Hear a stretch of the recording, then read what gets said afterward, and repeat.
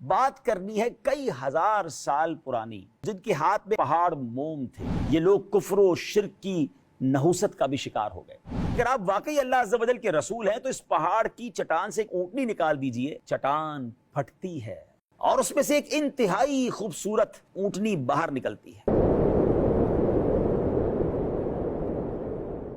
السلام علیکم ورحمۃ اللہ وبرکاتہ۔ ناظرین، ایک ایسا پروگرام لے کر اب آپ کے لیے آئے ہیں کہ جس میں انشاءاللہ عز و جل آپ سے باتیں ہوں گی پچھلے زمانے کی، پچھلی قوموں کی باتیں ہوں گی، اور آج ایک ایسا واقعہ ہم سنیں گے ایک ایسی قوم کے بارے میں جو لمبا قد رکھتے تھے۔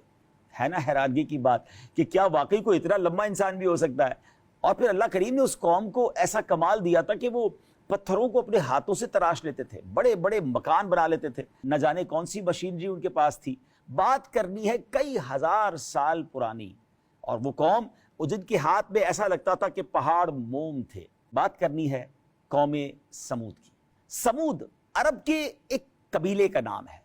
ایک قول کے مطابق یہ نام ان کے جد اعلیٰ سمود بن عاد بن اوس بن ارم بن سام بن حضرت نوح علیہ السلام کی نسبت سے رکھا گیا۔ انہیں عاد ثانیہ بھی کہا جاتا ہے، لیکن یہ قوم سمود اور آل سمود کے نام سے زیادہ معروف ہے۔ حضور پرنور علیہ السلام سفر تبوک کے دوران صحابہ کرام کے ساتھ اس مقام سے بھی گزرے۔ ناظرین، اس مقام کو مدائن صالح کہا جاتا ہے، اور آج بھی دنیا بھر سے لوگ جا کر اس مقام کو دیکھتے ہیں تو عقلیں حیران ہو جاتی ہیں۔ آج سے چند سال پہلے میرا بھی جانا ہوا تھا، اور حیرانگی یہ تھی کہ اتنے بڑے بڑے دروازے، اتنے بڑے بڑے مکان، اور 5000 سال، جی ہاں آلموسٹ 5000 ایئرز اس مقام کو ہو چکے ہیں۔ تو اس وقت کون سی مشینری تھی، اس وقت کون سی ٹیکنالوجی تھی کہ اتنے بڑے بڑے پہاڑوں کو کاٹ کر اتنے بڑے بڑے گھر بنا لیے گئے۔ اللہ تعالیٰ نے اس قوم کو انتہائی زرخیز زمین عطا کی تھی، جس کی وجہ سے ان کی فصلیں خوب ہوتی تھی، باغات سرسبز و شاداب ہوتے تھے اور پھلوں اور میووں سے لدے رہتے تھے۔ فن تعمیر میں ان کا کوئی ثانی نہیں تھا۔ سگ لاخ اور پتھریلی چٹانوں کو تراش کر نہایت خوبصورت، روشن، ہوادار، مضبوط اور بلند و بالا مکانات بنا لینا ان کے تعمیراتی ہنر و کمال کا منہ بولتا ثبوت تھا۔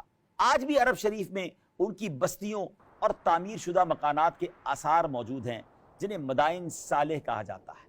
اس جگہ کی حالت واقعی عبرت کا منظر پیش کرتی ہے۔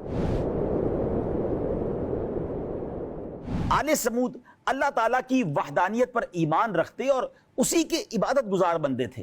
نیز قوم عاد کا عبرتناک انجام بھی ان کے پیش نظر تھا، جس سے ڈر کر یہ اللہ تعالیٰ کی نافرمانی سے بہت بچتے تھے۔ لیکن گزرتے وقت کے ساتھ، نعمتوں کی بہتات کے ساتھ، جہاں ان میں غفلت و جہالت بڑھی، یہ لوگ کفر و شرک کی نحوست کا بھی شکار ہو گئے۔ چنانچہ ایک عرصے کے بعد ان لوگوں نے پتھروں کی تراش خراش کر کے عجیب و غریب شکلوں کے بت بنائے، مختلف ان کے نام رکھے اور خدا کا شریک ٹھہرایا۔ عبادت الہی کو چھوڑ کر یہ بدبخت بھی بتوں کی عبادت میں مصروف ہو گئے۔ رفتہ رفتہ انہی کی پیروی میں چند افراد کے علاوہ پوری قوم نے اس دلدل میں، یعنی کفر و شرک میں، بت پرستی کے دلدل میں چھلانگ لگا دی۔ مال و دولت کی فراوانی، سہولتوں کی کثرت، دنیاوی نعمتوں کی بہتات، آسودہ زندگی، خوبصورت باغات، عیش و مستی کے شب و روز، کھانے پینے کی لذتیں اور امن و امان کے سائے اکثر و بیشتر انسان کو غفلت کا شکار کر دیتے ہیں۔ حضرت صالح علیہ السلام، اللہ کے نبی، جو اس قوم پر مبعوث کیے گئے، انہوں نے ان کو سمجھایا، انہوں نے جھنجھوڑا اور فرمایا، کیا تم یہاں دنیا کی نعمتوں میں امن و امان کی حالت میں چھوڑ دیے جاؤ گے؟ باغوں اور چشموں میں اور کھیتوں اور کھجوروں میں، جن کا شگوفہ نرم و نازک ہوتا ہے۔ ایک اور جگہ فرمایا جس کا ترجمہ ہے، اور تم بڑی مہارت دکھاتے ہو، پہاڑوں میں سے گھر تراشتے ہو، تو اللہ سے ڈرو اور میری اطاعت کرو، اور حد سے بڑھنے والوں کے کہنے پر نہ چلو، وہ جو زمین میں فساد پھیلاتے ہیں اور اصلاح نہیں کرتے۔ اب جب ناظرین حضرت صالح علیہ السلام نے انہیں سمجھایا تو ہونا تو یہ چاہیے تھا کہ اللہ کے نبی کی بات مانتے، ہونا تو یہ چاہیے تھا وہ توبہ کرتے، مگر اس قوم نے کہا، اے صالح، اگر تم واقعی اللہ کے رسول ہو تو وہ عذاب لے آؤ جس سے تم ہمیں ڈراتے ہو۔ اس پر آپ علیہ السلام نے ان سے فرمایا، جس کا ترجمہ ہے، اے میری قوم، بھلائی سے پہلے برائی کی جلدی کیوں کرتے ہو؟ تم اللہ سے بخشش کیوں نہیں مانگتے؟ ہو سکتا ہے تم پر رحم کیا جائے۔ حضرت صالح علیہ السلام کو جھٹلانے کے سبب قوم سمود کے علاقوں میں ایک عرصے تک بارش نہ ہوئی، جس سے یہ لوگ قحط میں گرفتار ہو گئے اور بھوکے مرنے لگے۔ ان مصائب کو انہوں نے حضرت صالح علیہ السلام کی طرف منسوب کیا اور بدشگونی لیتے ہوئے کہا کہ معاذ اللہ، ہم تمہیں اور تمہارے ساتھیوں کو منحوس سمجھتے ہیں۔ حضرت صالح علیہ السلام نے ان سے فرمایا کہ تمہیں جو بھلائی اور برائی پہنچتی ہے وہ اللہ تعالیٰ کے حکم سے اور تمہاری تقدیر میں لکھی ہوئی ہے، اور اسی کے ذریعے تمہیں آزمایا جا رہا ہے۔ بہرحال میرے پیارے اسلامی بھائیوں، اب اس قوم نے ایک عجیب و غریب فرمائش کر دی۔ وہ قوم کہتی ہے کہ اگر آپ واقعی اللہ عز و جل کے رسول ہیں تو اس پہاڑ کی چٹان سے ایک ایسی اونٹنی نکال دیجئے جو 10 ماہ کی حاملہ ہو، یعنی پریگننٹ ہو، طاقتور، خوبصورت اور ہر قسم کے عیوب و نقائص سے بھی پاک ہو، اور نکلتے ہی بچہ جنے۔ حضرت صالح علیہ السلام نے ان سے کہا کہ اگر میں تمہارا یہ مطالبہ پورا کر دوں تو کیا تم ایمان لے آؤ گے؟ سب نے وعدہ کیا، عہد کیا کہ اگر آپ نے وہ مطالبہ پورا کر دیا تو ہم ضرور اللہ تبارک و تعالیٰ کی وحدانیت اور آپ کی رسالت پر ایمان لے آئیں گے اور بت پرستی چھوڑ دیں گے۔ حضرت صالح علیہ السلام اللہ کے نبی، سچے نبی، آپ نے ہاتھ اٹھائے، اللہ کی بارگاہ میں دعا کی اور ایک چٹان کی طرف اشارہ فرمایا۔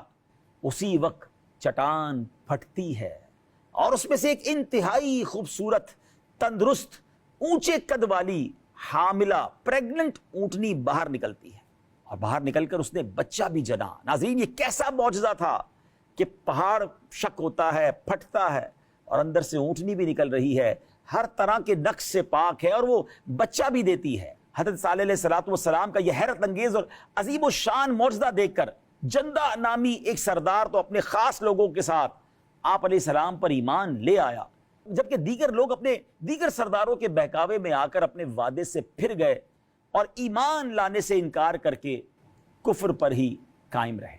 ناظرین، اب اس اونٹنی کے کچھ معاملے آپ کو بتاتے ہیں۔ کیسی امیزنگ یہ اونٹنی تھی کہ یہ اپنے بچے کے ساتھ میدانوں میں چرنے پھرنے لگی، اور آپ علیہ السلام نے قوم کو اس اونٹنی کے بارے میں چند انسٹرکشنز دی، چند ہدایات دی۔ وہ ہدایت بڑی نرالی تھی۔ آپ نے فرمایا کہ اس کو اس کے حال پر چھوڑ دو، یہ اللہ عز و جل کی زمین میں جہاں چاہے چرتی رہے، ڈو ناٹ ڈسٹرب اٹ۔ دوسرا، اسے برائی کی نیت سے ہاتھ نہ لگانا، نہ مارنا، نہ ہنکانا، اور نہ اسے قتل کرنا۔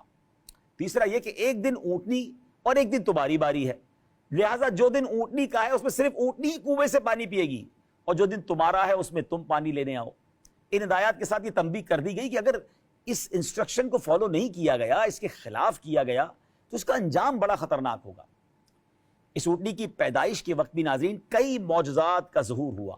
وہ اونٹنی نہ کسی کی پیٹھ میں رہی، نہ کسی کے پیٹ میں، نہ کسی نر سے، نہ کسی مادہ سے پیدا ہوئی، نہ حمل میں رہی، بلکہ طریقہ عادیہ کے خلاف، جو نارمل روٹین ہے اس کے خلاف، وہ پہاڑ کے ایک پتھر سے دفعتاً اچانک پیدا ہوئی، اور اس کی یہ پیدائش ہی حضرت صالح علیہ السلام کا معجزہ ہے۔ اس کے پینے کے دن اس کا دودھ دوہا جاتا تھا، اور وہ اتنا ہوتا تھا کہ تمام قبیلے کو کافی ہو اور پانی کے قائم مقام ہو جائے۔ اچھا، باقی تمام جانور جو تھے اس کی باری کے روز پانی نہیں پیتے تھے، یعنی انسانوں کو تو منع کر دیا گیا تھا، مگر باقی جانور قدرتی طور پر، یعنی وہ سبحان اللہ، اللہ کا حکم ان کے لیے بھی تھا کہ وہ اس دن پانی نہیں پیتے تھے، کیونکہ وہ اونٹنی کے پانی پینے کا دن تھا۔